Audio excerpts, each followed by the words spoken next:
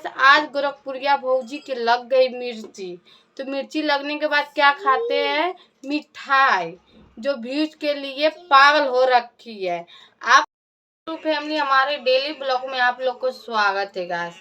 तो गोरखपुरिया भौजी के गंदी जुबान से गंदी वाली बात देखो क्या क्या बोल रही है, वो आप लोग 1 मिनट क्लिप देख लो।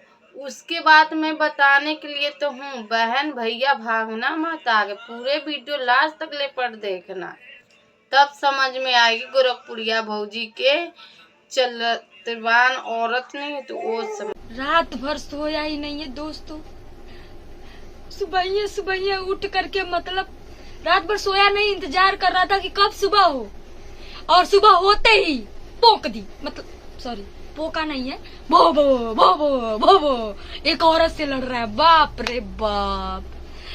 कहता है कि औरत का पल्लू पकड़ के, तो औरत को सामने रख करके, मतलब पीछे रख करके कौन औरत के आड़ में वीडियो बना रहा है वो तो भगवान सबको ही देख रहा है दोस्तों।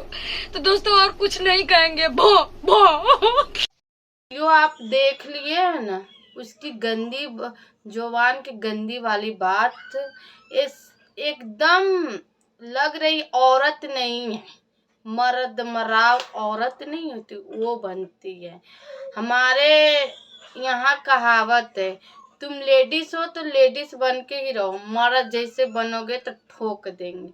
तो वही है, तुम ठोकवाने वाली हो। तो तुम कितना व्यूज के लिए गिर गई मुझे समझ में नहीं आया।